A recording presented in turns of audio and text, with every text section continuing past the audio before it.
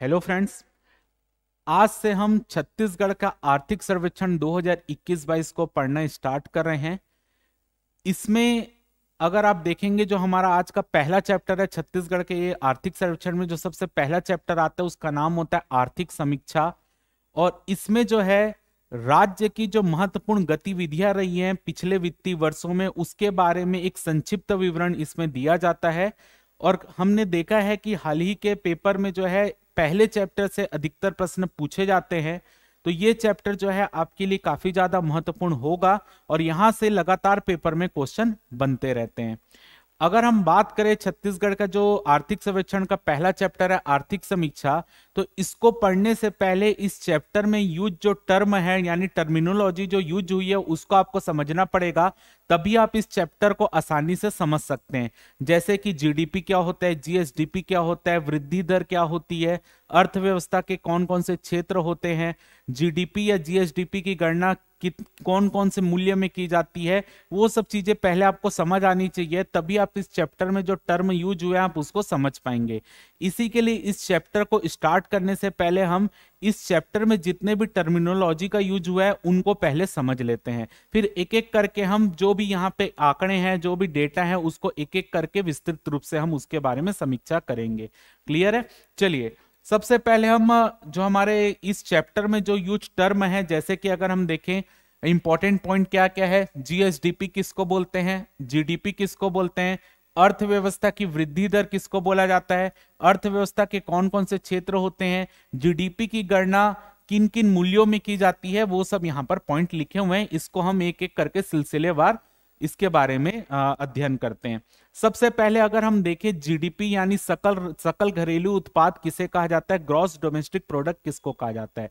देखिए एक वित्तीय वर्ष के दौरान देश के भौगोलिक क्षेत्र के भीतर उत्पादित समस्त वस्तु एवं सेवाओं का अंतिम मौद्रिक मूल्य जो होता है वो आपका जीडीपी होता है, यानी सकल राज्य घरेलू उत्पाद होता है। यानी एक वित्तीय वर्ष के भीतर हमारे देश की सीमा के अंतर्गत जिन भी वस्तुओं का उत्पादन हुआ है या जिन भी सेवाओं का उत्पादन हुआ है उन सेवाओं का जो अंतिम मौद्रिक मूल्य है, यानी उन सेवाओं या उस वस्तु को उत्पादित करने के लिए हम कितना पैसा खर्च हुआ है या कितना पैसा लगा है या गवर्नमेंट की उससे कितनी आय हुई है, ये सबको मिलाकर जीडीपी कहा जाता है। यानी एक वित्तीय वर्ष के भीतर देश की सीमा के अंतर्गत उत्पादित समस्त वस्तु एवं सेवाओं का अंतिम मौद्रिक मूल्य जो होता है उसको हम जीडीपी कहते हैं।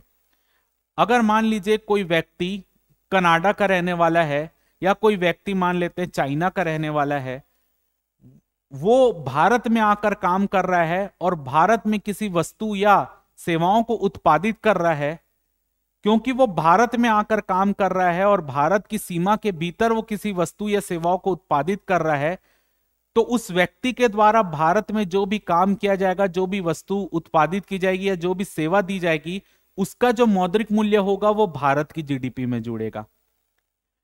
क्योंकि यहां पर इंपॉर्टेंट बात है कि भारत के एरिया के अंदर, भारत की सीमाओं के अंदर, चाहे वो भारतीय द्वारा कोई उत्पादित वस्तु या सेवा हो या कोई विदेशी जो भारत में आकर रह रहे उनके द्वारा उत्पादित कोई भी वस्तु, उत्पादित जो भी वस्तु या सेवा है उसका मूल्य भारत की जीडीपी में जुड़ेगा।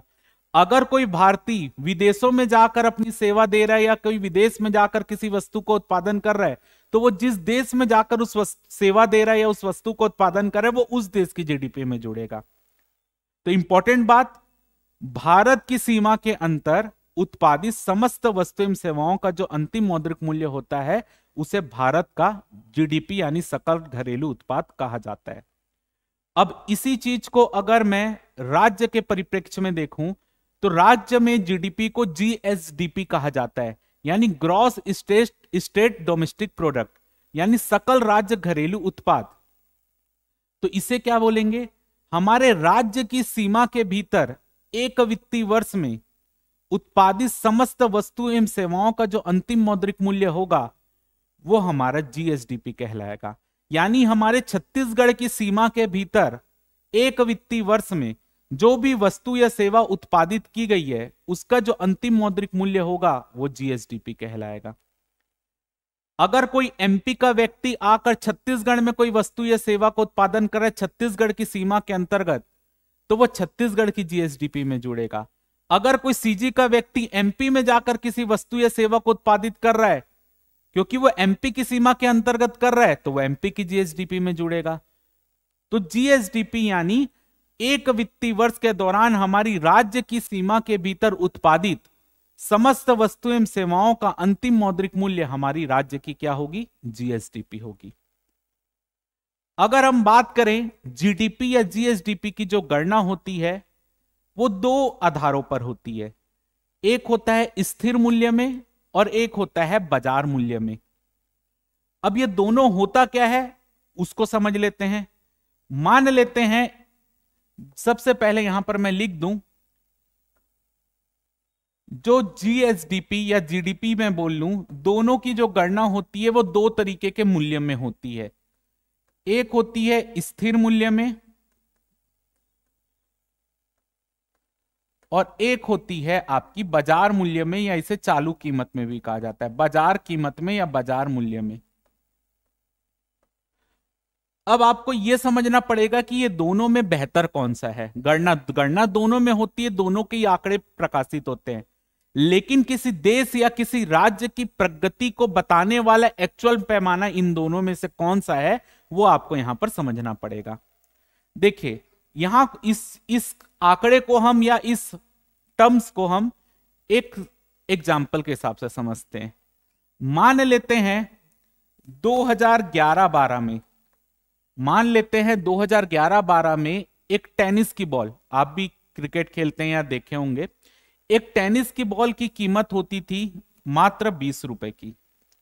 2011-12 में एक टेनिस की बॉल की कीमत होती थी मात्र 20 रुपए की।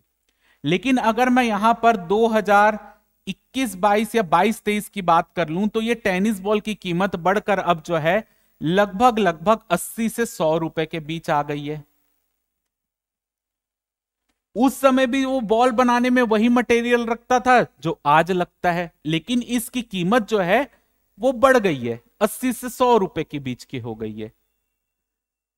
तो अगर मैं ये मानूं, अगर यहां पर अगर मेरे को बाजार मूल्य पर अगर किसी की कीमत का मतलब जीएसडीपी निकालना है, तो मैं क्या करूंगा, वर्तमान में वो बॉल जितनी भी बन रही है, वर्तमान में जो बॉल 80 से 100 रुपए में बिक रही है, अगर मान लेते हैं कि 5 बॉल बिकती है, 5 बॉल बिकती है और मान लेता हूं एक बॉल की कीमत 100 रुपए है और हमारे देश में केवल 5 बॉल बिक रही है, तो हमारे देश की जीडीपी क्या हो गया, 100 इंटू 5 कर लूंगा तो 500 रुपए हमारे देश का या राज्य का, मान लेते हैं एक राज्य का जीएसडीपी कितना हो गया, 500 रुपए हो गया। यानी वो बॉल 100 रुपए में अगर मैं बेच रहा हूं, और मैं मान ले रहा हूं कि देश में, एक एग्जांपल से समझा रहा हूं, मान ले रहा हूं देश में केवल बॉल ही बन रही है और कुछ हो ही नहीं रहा है, वो बॉल 100 रुपए में बेच रहा हूं, तो ये 500 रुपए हमारे देश राज्य का जीएसडीपी हो गया। मान लेते हैं राज्य की बात कर लेते हैं। अगर मैं मान लेता यही 2011-12 में ये बॉल 20 रुपए में मिल रही थी, तो 2011-12 के अनुसार मैं देखूं, मान लेता हूं कि उस समय भी 20 रुपए में ही बॉल बिक रही थी, मतलब 20 रुपए में केवल 5 ही बॉल बिक रही थी, तो 20 इंटू 5 करूंगा तो यहां पे आ रहा है 100 रुपए। यानी 2011-12 में हमारे राज्य की जीएसडीपी 100 रुपए थी और 2021-22 में ये जीएसडीपी 500 रुपए हो गई है। तो आप इससे क्या हमारे देश की प्रगति पता कर सकते हो? भाई बॉल तो उस समय भी 5 ही बिक रही थी, आज भी 5 ही बिक रही है, और उस समय हमारे को 100 रुपए प्राप्त हो रहा था, आज 500 रुपए प्राप्त हुआ है। इसका मतलब ये नहीं कि हमारे राज्य ने प्रगति कर ली है, इसका मतलब ये है कि जो ये 400 रुपए का डिफरेंस आ रहा है, ये 400 रुपए का जो डिफरेंस आ रहा है ये महंगाई है। जो 400 रुपए का ये डिफरेंस आ रहा है ये महंगाई है, या आप इसको बोल सकते हैं मुद्रास्फीति, इन्फ्लेशन। और इन्फ्लेशन में क्या होता है, आपकी जो मुद्रा यानी करेंसी की वैल्यू है वो आपकी गिर गई है। यानी आपकी करेंसी जो पहले 20 रुपए में आपको एक बॉल खरीद कर दे सकती थी, आज आपकी करेंसी की वैल्यू गिर गई है, इसलिए आप वो 20 रुपए की बॉल के लिए आप 100 रुपए पे कर रहे हो। इसलिए इससे आपको पता चलता है कि आपकी करेंसी की वैल्यू गिर गई है। तो यहां पर जो मेन है, अगर मैं बोलूं कि 2021-22 में हमारे राज्य की जीएसडीपी कितनी है, तो ये 500 रुपए, मान ले रहा हूं केवल 5 बॉल बन रही है, तो 500 रुपए जीएसडीपी है। लेकिन क्या इससे मेरी प्रगति पता चल रहा है? इसमें क्या चीज छुप जा रही है? इसमें यह चीज छुप जा रही है कि महंगाई बीच में आ गई है, तो इस कारण ये हमारी जीएसडीपी 2011-12 के मुकाबले बढ़ी हुई दिख रही है। इससे मेरे राज्य की या देश की मैं एक्चुअल बोल सकता हूं कि मेरे को आर्थिक प्रगति पता ही नहीं चल पा रहा है। यहां पे तो हिडन सच है, छुपा हुआ सच है कि बीच में ये महंगाई आई है जिसके कारण हमारी जीएसडीपी या जीडीपी बढ़ी हुई दिख रही है। तो अगर मैं यही बढ़ी हुई कीमतों में जीडीपी या जीएसडीपी की गणना करूं तो इसको बोलते हैं बाजार कीमत में गणना। और दूसरा जो इंपॉर्टेंट फैक्टर है वो है स्थिर मूल्य पर कीमत या स्थिर मूल्य पर जीडीपी या जीएसडीपी की गणना। अगर मैं मान लूं कि 2011-12 में 20 रुपए में बॉल बिकती थी या मिलती थी मार्केट में, अगर आज भी वो बॉल 20 रुपए में ही मिले, आज भी वो बॉल की कीमत में 20 रुपए ही मानूं, तब तो मेरे को पता चलेगा ना कि उस समय के मुताबिक आज हम कितना प्रगति किए हैं, उस समय के मुताबिक हमारा उत्पादन कितना बड़ा है, हमारा बेचने की क्षमता कितनी बड़ी है। तो स्थिर कीमत में क्या होता है, हम एक वित्तीय वर्ष के आंकड़े को फिक्स कर देते हैं, उसको आधार वर्ष मानते हैं और उसके कंपेयर हम आज की डेट से करते हैं, उसका कंपेयर हम आज की डेट से करते हैं कि अगर उस समय 20 रुपए में बॉल मिलती थी, अगर आज भी 20 रुपए में ही बॉल मिले तो उस समय के मुताबिक हमने कितना प्रगति किया है। उस समय 5 बॉल बेचते थे, आज 10 बॉल बेच रहे हैं, तो 20 इंटू 10 करके 200 रुपए उस दिन, उस समय 20 इंटू 5 करके 100 रुपए। तो ये एक्चुअल मेरे को पता चला कि हम 100 रुपए की बढ़ोतरी किए हैं उस समय के मुताबिक। तो अगर हम किसी ईयर को बेस ईयर मान के, आधार वर्ष मानकर उसका कंपेयर वर्तमान से करते हैं, तब उसको बोलते हैं स्थिर भाव में जीएसडीपी या जीडीपी की गणना। तो हमने क्या किया है, 2011-12 को बेस ईयर माना है, स्थिर भाव माना है 2011-12, और 2011-12 की तुलना हम आज के जो भी हमारा है उस ईयर है उससे करते हैं। तो इसी को बोलते हैं स्थिर भाव में गणना या स्थिर मूल्य में गणना। तो जीडीपी की या जीएसडीपी की गणना दो तरीके के मूल्य में होती है, स्थिर मूल्य और बाजार मूल्य। बाजार मूल्य जो वर्तमान में जो भी चल रहा है आप उससे कंपेयर कर लो, मतलब उसी से डायरेक्ट निकाल लो, किसी से कंपेयर करने की जरूरत नहीं है। जो वर्तमान वैल्यू चल रही है उसी के आधार पर कैलकुलेट करके जीएसडीपी निकाल लो या जीडीपी निकाल लो। और एक है कि हम एक ईयर को बेस ईयर मान ले और उससे आज की डेट का कंपेयर कर ले, तो हमको एक्चुअल हमारे प्रगति किसमें पता चलेगी, स्थिर भाव से या स्थिर मूल्य पर जो हमने कंपेयर करेंगे उससे हमको एक्चुअल हमारे देश या राज्य की प्रगति पता चलती। इसलिए स्थिर भाव में जो जीएसडीपी होती है उसको एक्चुअल आपका आर्थिक विकास या आर्थिक वृद्धि दर का पैमाना माना जाता है। तो ये हो गया आपका स्थिर भाव से तुलना, जो मैंने आपको बता दिया स्थिर भाव या बाजार मूल्य क्या है, ये वाला मैंने आपको बता दिया। अब देखिए अर्थव्यवस्था की वृद्धि दर क्या होती है। वृद्धि दर किसको बोला जाता है, मान लेता हूं कि 2021-22 में 100 रुपए हमारी जीएसडीपी थी, 2022-23 में हमारी जीएसडीपी बढ़कर 110 रुपए हो गई। तो 100 से ये 110 हुई है, यानी यहां पर 10% की वृद्धि हुई है। तो हम ये बोलेंगे कि हमारे अर्थव्यवस्था की जो वृद्धि दर है वो कितनी है, 10% है। सेम अगर मैं मानूं कि 2021-22 में हमारी जीएसडीपी 100 रुपए थी और 2022-23 में ये गिर कर 90 रुपए हो गई, तो यहां पर हमारी वृद्धि दर कितनी हुई, -10% हुई। यानी यहां पर हमारे पिछले वर्ष की कंपेयर में इस वर्ष में जो वृद्धि दर है वो क्या हो गई, ऋणात्मक हो गई। तो इसे ऋणात्मक वृद्धि दर बोलते हैं, इसे धनात्मक वृद्धि दर बोलते हैं। यानी अगर आपकी वृद्धि दर ऋणात्मक आ रही है तो इसका मतलब है कि आप पिछले वर्ष की तुलना में इस साल हमारा जीएसडीपी या जीडीपी कम हो गया है। और अगर वो पॉजिटिव आ रहा है तो जितना पॉजिटिव आ रहा है उसका मतलब कि वो पिछले वर्ष की तुलना में इस वर्ष हमारा वृद्धि दर बढ़ गया, यानी जीएसडीपी इतने % की वृद्धि हुई है।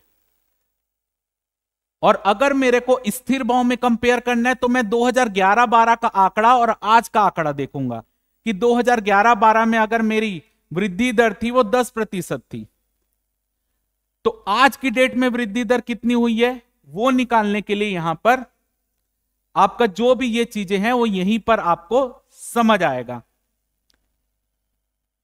सब चीजें आपको समझ आ रही है? थोड़ा सा लाइट चला गया तो उसको मैं रीओपन कर दे रहा हूं।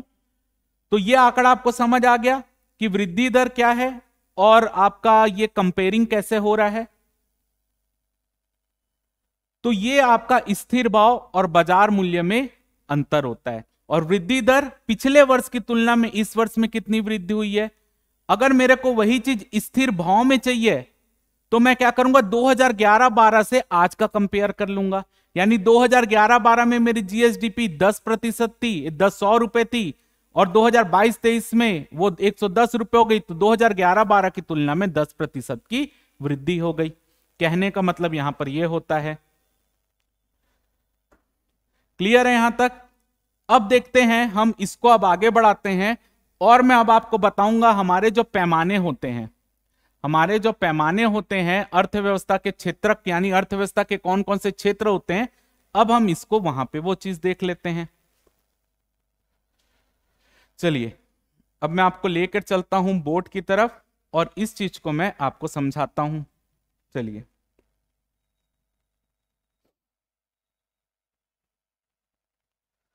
अब हम देख लेते हैं यहां पर अर्थव्यवस्था के क्षेत्र कौन कौन से होते हैं।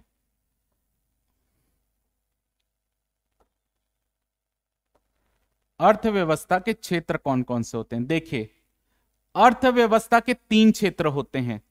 पहला होता है प्राथमिक क्षेत्र, सेकंड होता है द्वितीयक क्षेत्र, और तीसरा होता है तृतीयक क्षेत्र। अगर मैं बात करूं प्राथमिक क्षेत्र हम किसको बोलते हैं, ऐसे क्षेत्र जिस क्षेत्र से हमको कच्चे माल प्राप्त होते हैं। ऐसा कोई भी क्षेत्र जिससे हमको कच्चा माल प्राप्त होता है, रॉ मटेरियल प्राप्त होता है, उस क्षेत्र को हम बोलते हैं प्राथमिक क्षेत्र। और जो हमको प्राथमिक क्षेत्र से रॉ मटेरियल प्राप्त हो रहा है, उस रॉ मटेरियल का प्रयोग करके हम जिन वस्तुओं का उत्पादन जहां पे करते हैं वो सभी क्षेत्र द्वितीयक क्षेत्र कहलाते हैं।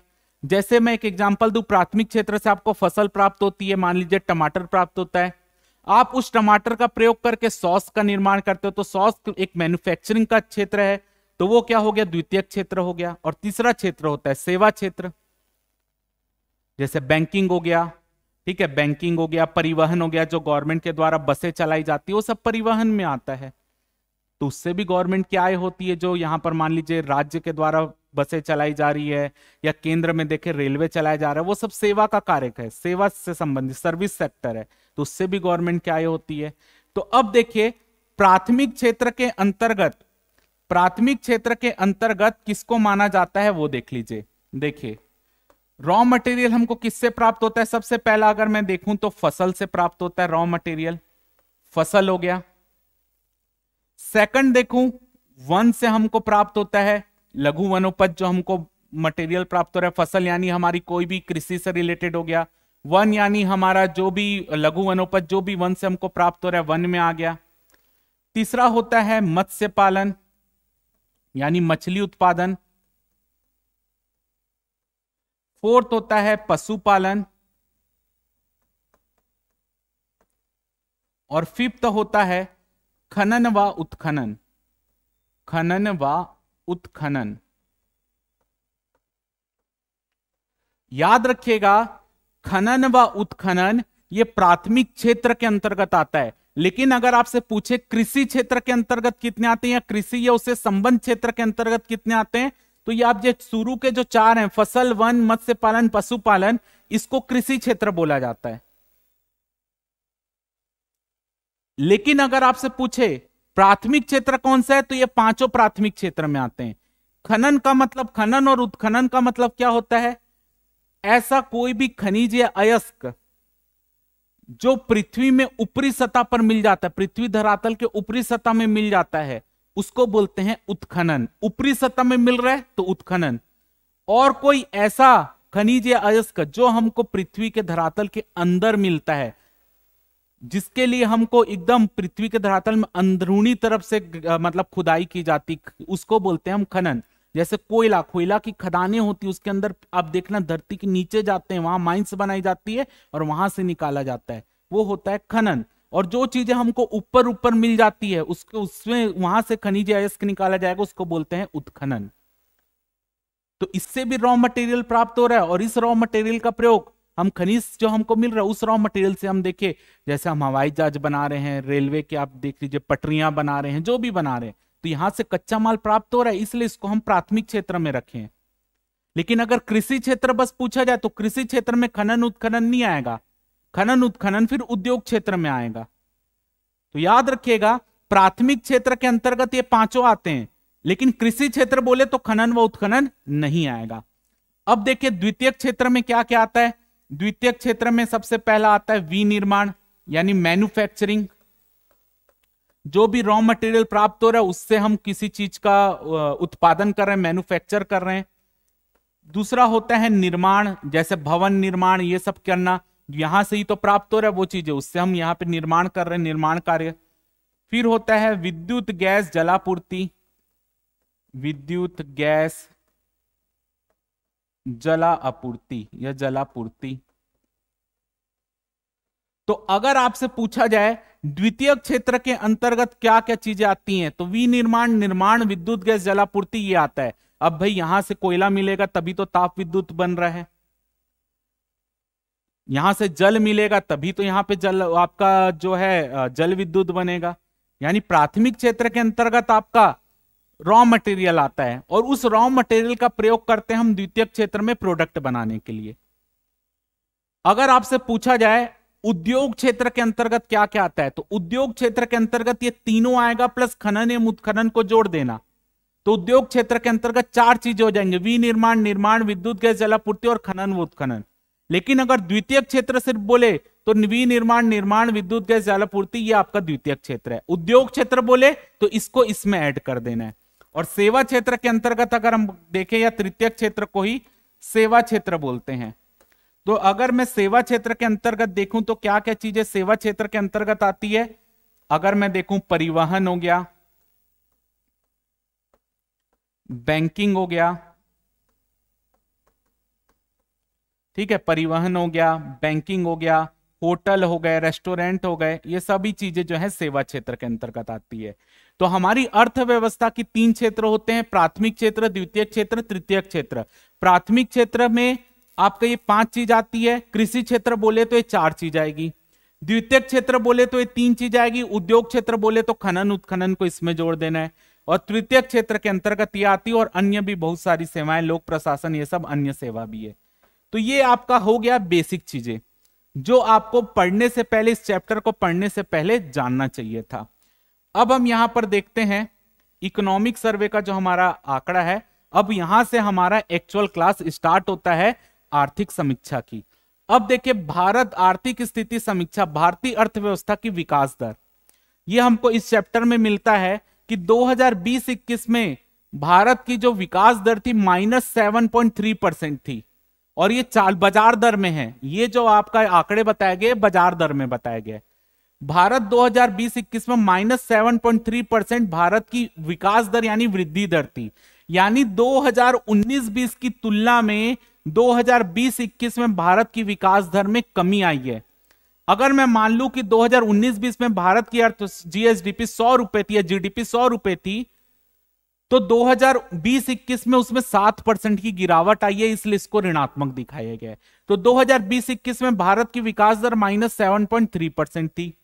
2021-22 में यह बढ़कर 9.2% हो गई है। यानी 2020-21 में भारत की जितनी भी जीडीपी रही है उसमें 9% की वृद्धि हुई है 2021-22 में। तो भारत की विकास दर कितनी हुई? 9.2% हुई 2021-22 में।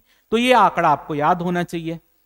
अब देखते हैं सेकंड आंकड़ा क्या लिखा है इसमें। और देखिए जनगणना 2011 के अनुसार छत्तीसगढ़ की कुल जनसंख्या आपको पता है 2.55 करोड़ है, और जनसंख्या के हिसाब से छत्तीसगढ़ का भारत में 16वां स्थान आता है, 16th रैंक आता है। यानी पूरे देश में जितनी भी जनसंख्या है उस जनसंख्या के हिसाब से छत्तीसगढ़ में जो है 2.55 करोड़ लोग रहते हैं, और राज्यों की जनसंख्या के हिसाब से छत्तीसगढ़ जनसंख्या में 16वें स्थान पर आता है। और अगर मैं बात करूं तो छत्तीसगढ़ की जनसंख्या भारत की कुल जनसंख्या की 2.11% है, यानी 2.55 करोड़ भारत की कुल जनसंख्या का 2.11% है, याद रखिएगा। अगला देखते हैं छत्तीसगढ़ का लिंगानुपात यानी सेक्स रेशियो 991 है।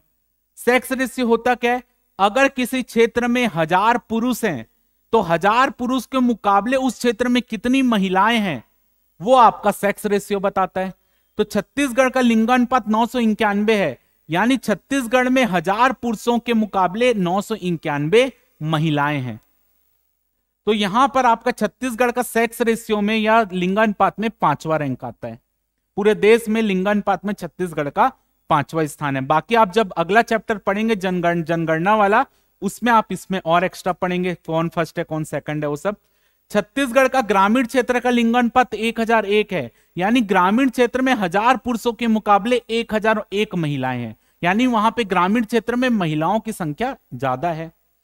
छत्तीसगढ़ के शहरी क्षेत्र का लिंगानुपात है 956, यानी 1000 पुरुषों के मुकाबले शहरी क्षेत्र में केवल 956 महिलाएं हैं। छत्तीसगढ़ की साक्षरता दर की बात करूं तो 2011 की जनगणना के अनुसार छत्तीसगढ़ की साक्षरता दर 70.3% है, 70.3% है। तो ये आर्थिक समीक्षा में कुछ आंकड़े लिखे हैं, उसको मैंने बता दिया, बाकी जनगणना चैप्टर में इन सबका डिटेल आएगा। अब देखते हैं यहां पर, इसको ऊपर करते हैं। हम देखिए छत्तीसगढ़ राज्य का सकल घरेलू उत्पाद में वृद्धि दर, छत्तीसगढ़ का सकल राज्य घरेलू उत्पाद स्थिर भाव के अनुसार वृद्धि दर, यानी यहां पर हम क्या कर रहे हैं 2011-12 आधार वर्ष क्या है 2011-12, 2011-12 से हम अपने राज्य की सकल राज्य घरेलू उत्पाद की तुलना कर रहे हैं। तो 2012-13 में जो हमारे राज्य की वृद्धि दर थी वो थी 5%, यानी 2011-12 में हमारे राज्य, मान लेते हैं 2011-12 में 100 रुपए हमारी जीएसडीपी थी, 2012-13 में वो जीएसडीपी आपका 105 रुपए हो गई, तो प्रतिशत वृद्धि कितनी हुई 5% की। 2013-14 में 10% की वृद्धि हुई। कंपेयर किससे करेंगे 2011, मान लेते हैं 2011-12 में 100 रुपए जीएसडीपी थी, तो 2013-14 में बढ़कर 10%, मतलब वृद्धि दर 10% की हुई, तो जीएसडीपी 110 रुपए हो गई। 2014-15 में 1.77%, यानी 100 से आप देखें तो यहां पर कितना हो गई 101.77%, यानी 2011-12 के कंपेयर में 1.77% की वृद्धि हुई। 15-16 में 2.57, 2016-17, ये पूरे डेटा आपको याद नहीं करना है, जो जो मैं बोलूंगा सिर्फ वो याद करना है। 2016-17 में हमारी जीएसडीपी की वृद्धि दर स्थिर भाव में 12.13%, और ये सर्वाधिक रही है। तो अगर आपसे पेपर में पूछा जाए कि छत्तीसगढ़ की जीएसडीपी दर स्थिर भाव में किस वर्ष में सर्वाधिक रही है, तो वृद्धि दर 2016-17 में सर्वाधिक रही है, 12.13% सर्वाधिक रही है 2011-12 कंपेयर में स्थिर भाव में। ठीक, 2017-18 में 3.01%, 18-19 में 11.28%, 2020-21 में -1.37%, यानी यहां पर हमारी वृद्धि दर ऋणात्मक हो गई। यानी 2011-12 के अनुसार 2020-21 में हमारी वृद्धि दर ऋणात्मक गई, यानी हम जो है कोरोना का समय था, वृद्धि दर ऋणात्मक जाए गई, हमारी जीएसडीपी जो है, हमने जो हम अंतिम वस्तु उत्पाद का जो मौद्रिक मूल्य था गिर गया। यानी हमने जो 2011-12 में 100 रुपए कमाया था हमारे राज्य ने, जीएसडीपी 100 रुपए थी, वो 2020-21 में -1.37% की कमी आई, यानी ये हो गई 98.63 रुपए। यानी ये 100 रुपए 2011-12 में कमा रहे थे, यहां पर वो घट के 98.63% हो गया, यानी -1.37% ऋणात्मक हो गई, और ये सबसे कम रही है। तो सबसे आपसे पूछा जाए किस वर्ष में हमारी वृद्धि दर ऋणात्मक रही है जीएसडीपी में, 2020-21, और 2021-22 क्योंकि करंट का आपका डेटा है तो इसको याद रखिएगा, 11.54% की हमारी वृद्धि दर रही है स्थिर भाव में। तो कौन कौन सा डेटा याद रखना है, इसको याद रखना है, इसको याद रखना है, इसको याद रखना है, और ये औसत याद रखना है कि 2012-13 से 2021-22 तक जो औसत वृद्धि दर रही है वो रही है 5.92%। 5.92%। तो ये आपको ये इतना डेटा याद रखना है, पेपर में आता है। चलिए आगे देखते हैं। अब देखते हैं हम राज्य के सकल राज्य घरेलू उत्पाद के विभिन्न क्षेत्रों की हिस्सेदारी 2021-22 स्थिर भाव के अनुसार। तो देखिए कृषि व संबद्ध क्षेत्र बोला है, तो कृषि व संबद्ध क्षेत्र में क्या आता है आपका, खनन व उत्खनन नहीं आता, खनन व उत्खनन आपका नहीं आता। ये मैंने आपको बताया, कृषि व संबद्ध क्षेत्र में खनन उत्खनन नहीं आता। उद्योग क्षेत्र में ये आएगा, उद्योग क्षेत्र में खनन उत्खनन आएगा। तो कृषि व संबद्ध क्षेत्र का हमारे जो 100 रुपए हमको प्राप्त हो रहा है, मान लेते हैं हमारी जीएसडीपी 100 रुपए है, तो 100 रुपए में से 16.73 रुपए, 16.73% हमको कृषि क्षेत्र से प्राप्त हो रहा है। 100 रुपए में से 50 रुपए 50.61% रुपए हमको उद्योग क्षेत्र से प्राप्त हो रहा है, और 32.66% हमको सेवा क्षेत्र से प्राप्त हो रहा है। तो अगर आपके पेपर में आ रहा है कि छत्तीसगढ़ की जीएसडीपी में सर्वाधिक हिस्सेदारी किस क्षेत्र की है, तो उद्योग क्षेत्र की है, क्योंकि 100 में से 50 रुपए तो हमको उद्योग क्षेत्र से मिल रहा है, 16 रुपए हमको कृषि क्षेत्र से मिल रहा है, और सेवा क्षेत्र से हमको 32 रुपए मिल रहा है। तो कौन से क्षेत्र की सबसे हिस्सेदारी सबसे ज्यादा है, उद्योग क्षेत्र की छत्तीसगढ़ के जीएसडीपी में। अगर मैं बात करूं 2011-12 में जो छत्तीसगढ़ का कृषि क्षेत्र था उसका 18% हिस्सेदारी थी जीएसडीपी में, अब देखिए 2021-22 में 16% आ गई है, यानी आप ये देखिए कृषि क्षेत्र की हिस्सेदारी घट रही है। उद्योग क्षेत्र की हिस्सेदारी 2011-12 में 47% थी, वो 50% हो गई है अभी की तुलना में। तो देखिए उद्योग क्षेत्र जो है वो बढ़ रहा है, उद्योग क्षेत्र की हिस्सेदारी हमारी जीएसडीपी में बढ़ रही है। यहां देखिए सेवा क्षेत्र की हिस्सेदारी 34.63% थी 2011-12 में, अभी ये 32.66% हो गई, यानी सेवा क्षेत्र की भी हिस्सेदारी जीएसडीपी में घट रही है। तो एकमात्र ऐसा क्षेत्र जिसकी हिस्सेदारी 2011-12 की तुलना में हमारे जीएसडीपी में बढ़ रही है वो है उद्योग क्षेत्र, जो 47% था वो बढ़ के 50% हो गया है। तो याद रखिएगा उद्योग क्षेत्र की हिस्सेदारी हमारी जीएसडीपी में सर्वाधिक है। किस क्षेत्र की हिस्सेदारी 2011-12 की तुलना में बढ़ रही है पूछा जाए तो उद्योग क्षेत्र, बाकी ये दोनों क्षेत्र की हिस्सेदारी घट रही है। देखिए 34 से 32 हो गया, 18 से 16 हो गया। क्लियर, आगे देखते हैं। कृषि व संबद्ध क्षेत्र, कृषि व संबद्ध क्षेत्र में क्या क्या चीज आती, फसल, पशुपालन, वन, मत्स्य पालन। उद्योग क्षेत्र में खनन व उत्खनन, मैंने बताया अगर प्राथमिक क्षेत्र बोलता तो खनन उत्खनन ऊपर हो जाता। उद्योग क्षेत्र में खनन उत्खनन, विनिर्माण, निर्माण, विद्युत गैस जलापूर्ति। और सेवा क्षेत्र में क्या आता है, होटल, बैंकिंग, परिवहन व अन्य, ये सब सेवा क्षेत्र में आते हैं, इसको मैंने आपको पहले ही बता दिया। चलिए आगे बढ़ते हैं। अब देखते हैं सकल राज्य घरेलू उत्पाद में कृषि क्षेत्र की हिस्सेदारी, यानी सकल राज्य घरेलू उत्पाद में जो कृषि क्षेत्र है उसका आपका जो आपका वृद्धि दर है, कृषि क्षेत्र की हिस्सेदारी यहां पर वृद्धि दर को बता रहा है, यानी कृषि क्षेत्र हमारा पिछले वर्षों की तुलना में कितना बढ़ रहा है या घट रहा है वो यहां पर आपको बता रहा है। तो 2016-17 में जो कृषि क्षेत्र की वृद्धि दर है, यहां पर हिस्सेदारी ये नहीं बोल रहा है कि कृषि क्षेत्र की हिस्सेदारी 21% है, यहां पर यह बता रहा है कि पिछले वर्षों की तुलना में कृषि क्षेत्र की आय में कितनी बढ़ोतरी हुई है। तो कृषि क्षेत्र देखिए 2016-17 में 21.28% हमारी कृषि क्षेत्र की वृद्धि दर थी, यानी 2011-12 में जो कृषि क्षेत्र से आय होती थी उसकी तुलना में 21% की वृद्धि हुई है, क्योंकि ये आंकड़े स्थिर भाव में है।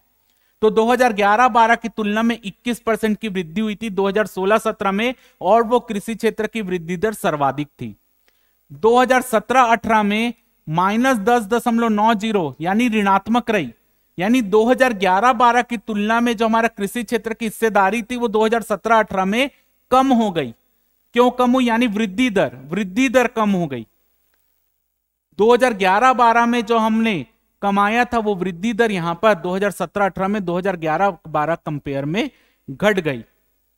क्यों घट गई, क्योंकि इस समय जो था हमारे क्षेत्र में सूखा पड़ा था, तो फसल का उत्पादन कम हुआ, और फसल का उत्पादन कम हुआ तो यहां पर क्या हुआ, कृषि क्षेत्र की आय कम हो गई, यानी वृद्धि दर आपकी कम हो गई, इसलिए ये ऋणात्मक दिखा रहा है।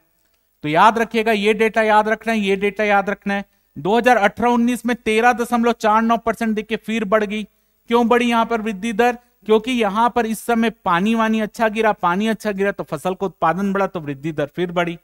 2019-20 में 3.21% की वृद्धि थी, 2020-21 में 5.48 और 2021-22 में जो वृद्धि दर है वो 3.88% है। ये आंकड़ा याद रखना है।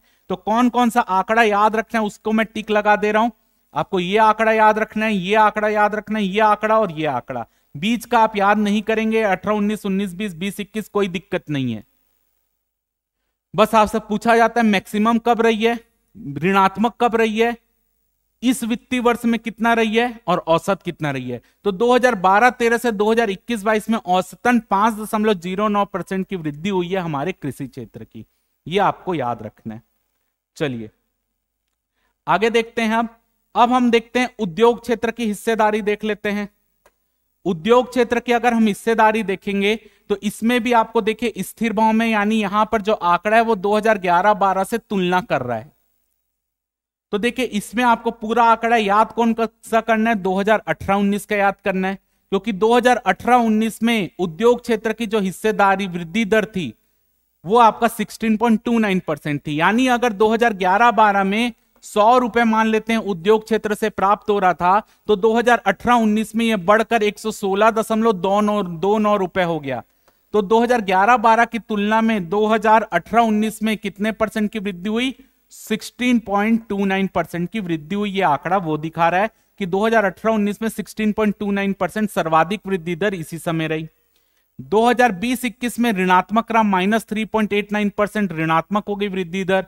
कोरोना काल है, उद्योग बंद हो गए, तो उद्योग बंद हुए तो आपको सीधी बात है इसमें वृद्धि दर आपकी ऋणात्मक आएगी। यानी 2011-12 के मुकाबले यहां पर वृद्धि दर ऋणात्मक हो गई। 2021-22 में 15.44% देखिए उद्योग फिर खुले तो उद्योगों से आय बढ़ने लगी, जिससे यहां पर वृद्धि दर दिख रही है। औसत देखा जाए 2012-13 से 2021-22 में तो 6.5% औसतन हमारी वृद्धि दर रही है। तो आंकड़ा कौन कौन सा याद करना है अगर आपको देखे जाए तो आंकड़ा आपको 1, 2, 3 और ये 4 आंकड़े आपको याद होने चाहिए। ये 4 आंकड़े आपको याद करना है। अब हम देखते हैं सेवा क्षेत्र की, देख लेते हैं वृद्धि दर। अगर हम सेवा क्षेत्र की अब वृद्धि दर देख लेते हैं तो देखिए वृद्धि दर स्थिर भाव में है, यानी 2011-12 से कंपेयर हो रहा है। इस यहां पर जो वृद्धि दर है वो स्थिर भाव में है, तो यहां पर 2011-12 से कंपेयर हो रहा है। इंपॉर्टेंट चीज क्या है, 2020-21 में हमारी वृद्धि दर ऋणात्मक गई है, -0.61%। कोरोना का काल आया तो सेवा क्षेत्र बंद हुआ, आपके जो परिवहन के साधन थे वो बंद हुए, जिससे हमारी वृद्धि दर यहां पर ऋणात्मक आ गई। तो देखिए 2020-21 में ऋणात्मक वृद्धि दर 2011-12 के कंपेयर में।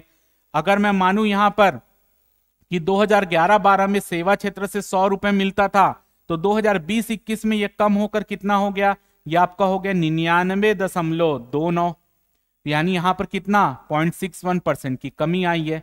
तो वही चीज यहां दिखा रहे ऋणात्मक वृद्धि दर। 2021-22 में 8.54% वृद्धि दर है, यानी सर्वाधिक। अब देखिए यहाँ के कंपेयर में, यहाँ देखिए तो हमारे अब सेवा क्षेत्र खुलने लगे, जैसे जैसे कोरोना कम हुआ सेवा क्षेत्र खुलने लगा, तो सेवा क्षेत्र खुलने लगा तो वृद्धि दर आपको दिख रही है। तो ये 8.54% यानी सर्वाधिक वृद्धि दर आपको 2021-22 में देखने के लिए मिली। औसत देखा जाए 2012-13 से कंपेयर करके 2021-22 में तो औसतन 5.04% की वृद्धि दर रही है सेवा क्षेत्र की। तो मैंने आपको तीनों क्षेत्र बता दिया, कृषि क्षेत्र, उद्योग क्षेत्र और सेवा क्षेत्र, उनकी वृद्धि दर पेपर में आती है, तो यहां से आप समझ सकते हैं। अब देखिए यहां पर धान खरीदी जो है इकोनॉमिक सर्वे में जो डेटा दिया हुआ है वो पुराना डेटा दिया हुआ है, लेकिन हमको जो है वो नया डेटा पढ़ना है, तो इसलिए मैं धान खरीदी का नया डेटा बताऊंगा। तो आपको पता है धान खरीदी जो है वो 1 नवंबर 2022 से 31 जनवरी 2023 के बीच में हो रही है। 1 नवंबर 2022 से 31 जनवरी 2023 के मध्य में धान खरीदी का अभी चालू है। 1 नवंबर से धान खरीदी चालू हो गई है, जो 31 जनवरी 2023 तक चलेगी। इंपॉर्टेंट चीज ये है, धान खरीदी करता कौन है, मार्कफेड करता है। छत्तीसगढ़ सहकारी विपणन संघ मार्कफेड जो होता है उसके द्वारा धान खरीदी की जाती है। अब देखिए यहां पे कुछ इंपॉर्टेंट फैक्ट देख लेते हैं। 2022-23 में यानी इस वित्तीय वर्ष में जो अभी धान खरीदी हो रही है टोटल पंजीकृत किसान है 25.93 लाख किसान।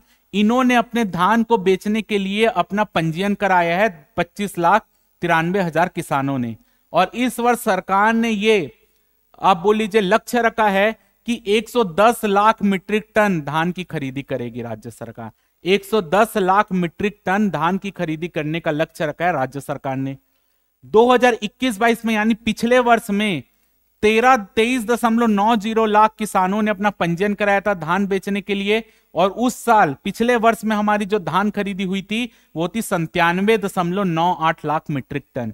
तो देखिए यहां पर 97 यानी लगभग 98 लाख मीट्रिक टन धान खरीदा गया था पिछले वर्ष में। इस साल और लक्ष्य बढ़ाया गया, 110 लाख मीट्रिक टन धान खरीदी का लक्ष्य रखा गया। इंपॉर्टेंट चीज देखिए कि हमारे जो इस 2021-22 की तुलना में 22-23 में देखें तो पंजीकृत किसानों की संख्या में वृद्धि हुई है।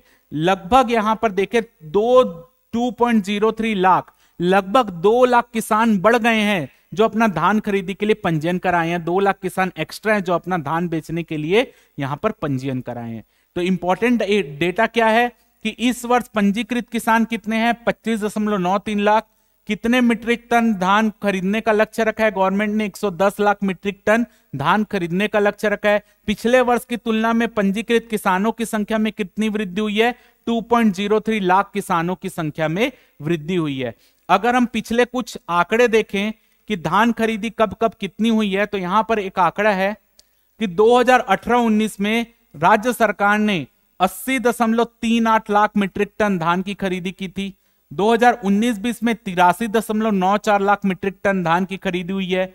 2020-21 में 92.02 लाख मीट्रिक टन धान की खरीदी हुई है।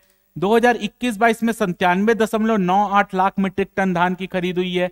जबकि 22-23 में 110 लाख मीट्रिक टन धान खरीदी का लक्ष्य रखा गया है। ये लक्ष्य है क्योंकि अभी धान खरीदी चल रहा है। तो ये आपके लिए एक इंपॉर्टेंट डाटा है। इंपॉर्टेंट चीज 2022-23 यानी जो अभी धान खरीदी हो रही है तो वो धान खरीदी उसके लिए हमारे उपार्जन केंद्र बनाए गए हैं।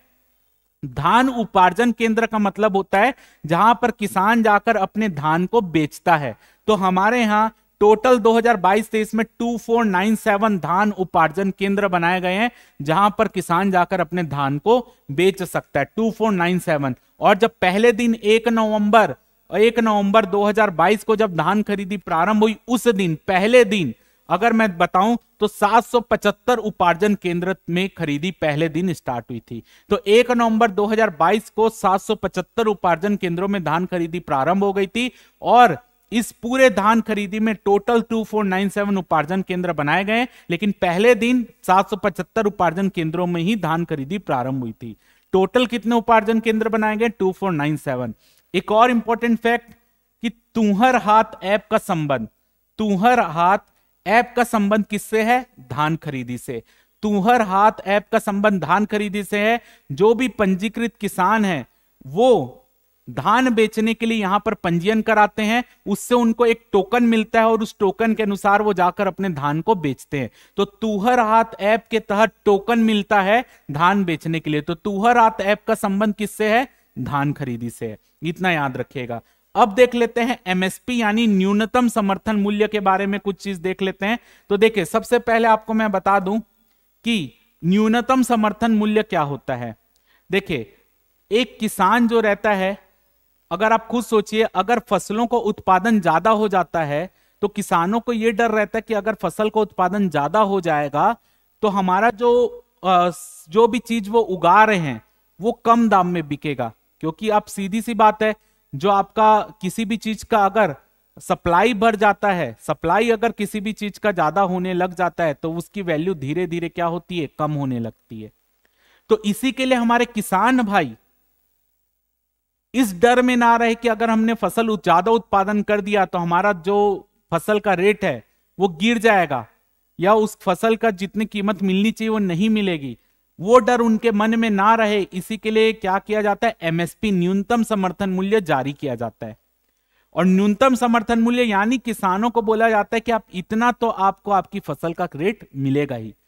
आप उत्पादन ज्यादा कर लीजिए, अगर आपको इससे ज्यादा मिल सकता है, आप कहीं और बेच रहे हो तो आप इससे ज्यादा मूल्य में बेच सकते हो, लेकिन इससे कम मूल्य में आप नहीं बेच पाओगे। यानी ये आपका जो है इतना रेट आपको मिलेगा, आप जो है निष्फिक्र हो के जो है आप फसलों का उत्पादन करो, आपको इतना मिनिमम वैल्यू आपको आपकी फसल का मिलेगा ही।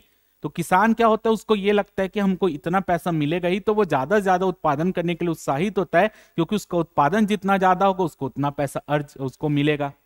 तो किसानों को फसल उत्पादन में प्रोत्साहित करने के लिए उनके लिए एक मिनिमम वैल्यू तय कर दी जाती है कि आपको आपकी फसल का इतना तो प्राइस मिलेगा ही, इससे ज्यादा भले मिल जाए, इससे कम नहीं मिलेगा, आपको इतना तो मिलेगा ही।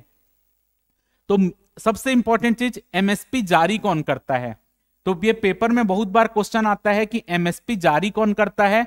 तो देखिए, एक होता है CACP, commission of agriculture cost and price, कृषि एवं लागत मूल्य आयोग जो होता है, commission for agriculture cost and price. CACP जो है एमएसपी की सिफारिश करके भेजता है किसके पास, जो आपकी मंत्रिमंडल समिति होती है, आर्थिक मामलों की मंत्रिमंडल समिति, आर्थिक मामलों की मंत्रिमंडल समिति।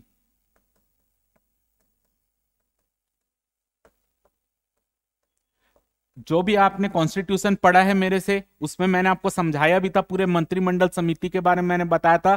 टोटल 24 मंत्रिमंडल समिति होती है, जिसमें से एक आर्थिक मामलों की मंत्रिमंडल समिति होती है। तो सीएसीपी जब किसी भी फसल का प्राइस तय करती है, न्यूनतम समर्थन मूल्य की सिफारिश करके किसके पास भेजती है, आर्थिक मामलों की मंत्रिमंडल समिति के पास भेजती है। और यह मंत्रिमंडल समिति अगर उसको पारित कर देती है तो उतना एमएसपी गवर्नमेंट जारी कर देती है। तो यहां पर याद रखिएगा, सीएसीपी के द्वारा एमएसपी का न्यूनतम समर्थन मूल्य की सिफारिश भेजी जाती है आर्थिक मामलों की मंत्रिमंडल समिति के पास, और आर्थिक मामलों की मंत्रिमंडल समिति जो है जब इसको पारित कर देती है तो उसके बाद एमएसपी देश में जारी हो जाता है। एमएसपी साल में 2 बार जारी होता है, न्यूनतम समर्थन मूल्य साल में 2 बार जारी होता है, एक बार खरीफ फसल के लिए, एक बार रबी फसल के लिए। तो एमएसपी साल में 2 बार जारी होता है। अभी वर्तमान में 24 फसलें ऐसी हैं जिसकी खरीदी एमएसपी में होती है। न्यूनतम समर्थन मूल्य में जो खरीदी होती है वर्तमान में 24 फसलों की होती है, उसकी लिस्ट में अभी आपको दिखाऊंगा। एक फसल ऐसी है गन्ना, जिसके लिए एमएसपी जारी नहीं किया जाता, इसके लिए जो है उचित एवं लाभकारी कीमत जारी की जाती है। गन्ना एकमात्र ऐसी फसल है जिसके लिए हम क्या करते हैं, उचित व लाभकारी कीमत गवर्नमेंट जारी करती है, उचित व लाभकारी कीमत। इसके भी एक प्रकार का एमएसपी है, लेकिन इस गन्ने के लिए एमएसपी को क्या बोला जाता है, उचित व लाभकारी कीमत। क्योंकि गन्ना जो होता है, गन्ने से क्या उत्पादन किया जाता है, शक्कर का उत्पादन किया जाता है। तो अधिकतर किसान क्या करते हैं, गवर्नमेंट को गन्ना ना बेचकर वो क्या करते हैं, सीधा जाकर किसको बेचते हैं, गन्ना फैक्ट्री में, शुगर मिल में बेचते हैं। तो किसानों को उसमें क्या होता है कि किसानों उस एमएसपी में क्या कर दिया जाता है, किसान जो फसल उत्पादन कर रहे हैं और उस फसल को परिवहन के माध्यम से ढोकर फैक्ट्री तक ले जा रहे हैं, तो वो फैक्ट्री तक ले जाने की कीमत को भी उसमें ऐड कर दिया जाता है। इसी के लिए इसको एमएसपी ना बोल के उचित व लाभकारी कीमत बोलते हैं, क्योंकि किसानों का फसल उत्पादन करके उस फसल को ट्रैक्टर या जिसमें भी परिवहन के माध्यम से ढो के आपका फैक्ट्री तक ले जाया जाता है। इसलिए उस गन्ने की कीमत में क्योंकि परिवहन चार्ज भी जुड़ा रहता है, इसलिए गन्ने का जो होता है एमएसपी नहीं, उचित व लाभकारी कीमत जारी होती है, जो कि पिछले साल के पीएससी में पूछा गया था। तो उचित व लाभकारी कीमत किसके लिए जारी होती है, गन्ने के लिए। क्लियर है। एमएसपी जारी कौन करता है, या ये उचित व लाभकारी कीमत कौन जारी करता है, सीएसीपी सिफारिश करता है, commission for agriculture cost and price सिफारिश करेगा। वो सिफारिश आर्थिक मामलों की मंत्रिमंडल समिति के पास जाएगी और वो फाइनल करते हैं, उसके बाद एमएसपी जारी किया जाता है। क्लियर है। अब देख लेते हैं कौन सी फसल के लिए वर्तमान में कितना एमएसपी जारी हो रहा है। तो देखिए 2022 के हिसाब से 2022-23 के लिए आप देखिए धान का एमएसपी है 2040 रुपए। धान अगर ग्रेड ए का धान है तो उसकी एमएसपी 2060 रुपए। ये आपको मैं पीडीएफ टेलीग्राम ग्रुप में दे दूंगा, आप वहां से देख लीजिएगा। ऐप में भी मैं दे दूंगा, जो ऐप में देख रहे हैं उनको ऐप में भी पीडीएफ मिल जाएगा, वहां से आप देख लीजिएगा। तो ये इंपॉर्टेंट आपके लिए धान का है। धान 1940 रुपए एमएसपी था 2021-22 में प्रति क्विंटल, 1940 रुपए एमएसपी था 2022-23 में। एमएसपी 2024 हुआ है, यानी 100 रुपए की एमएसपी में बढ़ोतरी हुई है धान के, 100 रुपए पर क्विंटल। ग्रेड ए धान 1960 रुपए एमएसपी था, वो बढ़ के 2060 रुपए हुए, 100 रुपए एमएसपी में इसमें भी वृद्धि हुई है। तो ये पूरा लिस्ट है तो आपको धान का विशेषकर एमएसपी देखना है छत्तीसगढ़ के हिसाब से। आपको छत्तीसगढ़ में धान का एमएसपी जो है ये इंपॉर्टेंट है। ये आपका सामान्य धान का है, ये ग्रेड ए धान का है। तो एमएसपी जो है देखिए 100 रुपए की पिछले वर्ष की तुलना में वृद्धि हुई है। तो ये भी आपसे पूछा जाता है कितने रुपए की वृद्धि पिछले वर्ष की तुलना में हुई है, तो 100 रुपए की वृद्धि हुई है। और इसमें आपको क्या आंकड़ा देखना है वो भी मैं बता दे रहा हूं, लिस्ट में आपको दे दूंगा। आंकड़ा देखना है कि गवर्नमेंट सबसे ज्यादा एमएसपी किस फसल के लिए देती है। गवर्नमेंट सबसे ज्यादा एमएसपी किस फसल के लिए देती है, तो अगर आप यहां पर देखें तो तिल का देखिए, तिल का एमएसपी कितना है 7,830 रुपए। इतना एमएसपी आपको किसी और फसल के लिए नहीं मिलता। तो तिल के लिए गवर्नमेंट सबसे ज्यादा एमएसपी देती है 7,830 रुपए पर क्विंटल। और अगर आपसे पूछा जाए कि पिछले वर्ष की तुलना में सबसे ज्यादा पैसों में किसके एमएसपी में वृद्धि हुई है, तो वो भी आपका देख लीजिए, सबसे ज्यादा एमएसपी में वृद्धि तिल की हुई है। 2021-22 की तुलना में 22-23 में सबसे ज्यादा एमएसपी में वृद्धि तिल को ये 523 रुपए, बाकी किसी की नहीं हुई है। टोटल कितने फसलों में एमएसपी जारी होता है, तो देख लीजिए 24 फसल है। टोटल 24 फसलों में एमएसपी जारी होता है। पूरी लिस्ट देख लीजिए, वर्तमान में 24 फसलें ऐसी जिसमें एमएसपी जारी होता है। एक फसल ऐसी है आपका गन्ना, जिसमें आपका उचित एवं लाभकारी कीमत जारी होता है। तो ये पूरी लिस्ट मैं आपको यहां पर दे दूंगा, आप इसको पढ़ लीजिएगा। आर्थिक समीक्षा के अंतर्गत अभी इतना ही चीजें इंपॉर्टेंट है आपके लिए। बाकी आपका जो शिशु मृत्यु दर या प्रजनन दर, जो आपका नया जो राष्ट्रीय परिवार स्वास्थ्य जो आपका सर्वेक्षण है, उसकी भी रिपोर्ट मैं आपको अलग से करा दूंगा। तो इतनी चीजें आपके लिए इंपॉर्टेंट है पहले चैप्टर में। और जो उसमें आर्थिक सर्वेक्षण में जो मातृत्व मृत्यु दर, शिशु मृत्यु दर दिए, वो आंकड़ा पुराना हो गया है। मैं आपको नया आंकड़ा उसको अलग से बताऊंगा। तो इतनी चीजें आपको पहला चैप्टर आर्थिक समीक्षा के लिए इंपॉर्टेंट है।